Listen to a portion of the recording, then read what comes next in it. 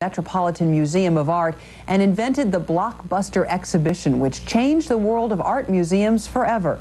He has compiled a wonderful book with the ambitious title, The Greatest Art of Western Civilization. Tony Tiano caught up with Hoving at the New York Historical Society and asked Hoving to describe the book. Well, this is a distillation of a professional life in the fine arts that started, I guess, around 1953. Still a student, but that's professional enough, right up until today.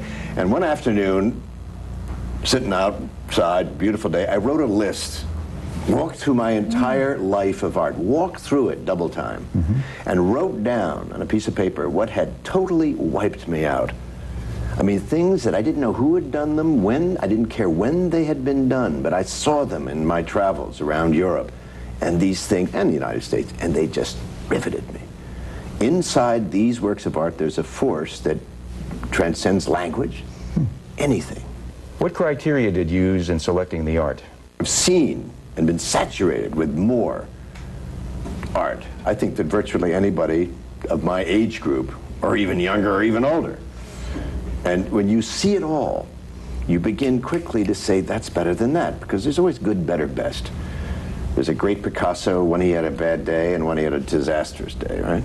And you know. But the art itself has that power in it. The genius put it in there in some mysterious way. And that's what reaches out. What were you thinking about when you selected some of these works of art? Simply, as I just walked in, would walk around the corner, there'd be this, and I just go, it's a jaw dropper, it's the tingling of the spine, it's that you can't sleep that night you saw it because you're always waking up and wondering about it. You go back the next day. You have to see these things again. They're part of a family. And they're therapeutic. When I was organizing the Touch Show, and we got a empty gallery in the Cairo Museum and brought in photographers, black paper, and made a photography studio. We were the only ones up to that point allowed to take things out of the cases and photograph them under completely the light system. Like here is just, you know, rheostats and the whole thing. And in the first 4 days, we had 17 curators and lead seals and logs and guys, armed guards, you know, and we had to go to every case and open it up and be logged in the exact moment and all that. 4 days, there was nobody near. Hey, I need some help to open a case. That's your problem. The guards were sleeping on pallets in our photography studio. All we had was the coffee schlepper who'd come in from the outside with the Coke and the, you know, the tea with this little tray, and I enlisted him to help me move the stuff. Me, the Jewish photographer, and the coffee schlepper moved it. And I had to take the glass case off King Tut's mask and put some boards down so I wouldn't crash through the other vitrines, and I got this thing off, and I got this thing. I put my hands on it, and I went, eh? And it's heavy, because this is gold, a quarter of an inch. And I got it down, I'm beginning to sweat profusely, it's hot. Get it down on the ground, the schlepper's looking at me, and I look around, nobody's around, I went, Gave King Tut a big kiss on the lips. Now, I'm not a death mask kisser kind of freak out. It just was, what got me was that this was not only eternity, this awesome king god and eternity. He was a vulnerable 12, 13-year-old.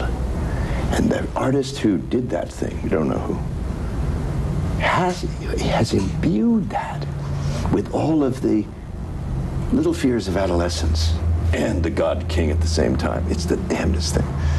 My favorite is the last one, which is Leonardo da Vinci's. This is the young lady in the Czartoryski Museum in Krakow in Poland.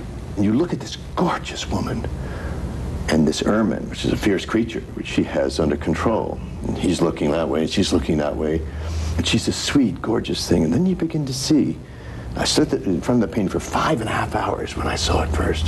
5.5 hours, pacing and moving and looking in the same gallery.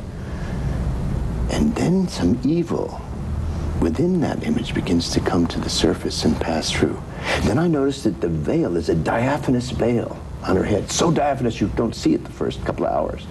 And there's 16th century pictures, which are very much in vogue, that showed Poppaea, the evil, corrupt wife, sister of Nero, who he married and gutted, right? Who is this gorgeous thing, but inside was this seething with evil. That was Thomas Hoving, ex-head of the Metropolitan Museum of Art in New York, sharing his thoughts about his latest book from Artisan, The Greatest Art of Western Civilization.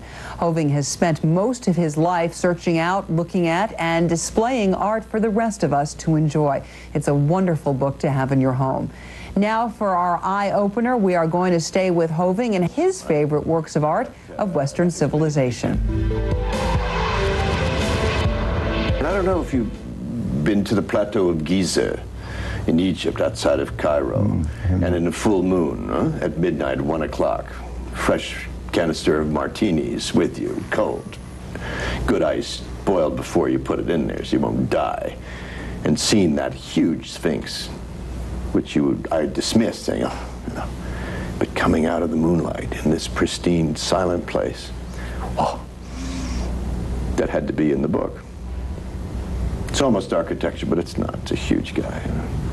Thomas Hoving from his book, The Greatest Works of Art of Western Civilization. There is powerful stuff in his book and in many books that help us understand our world.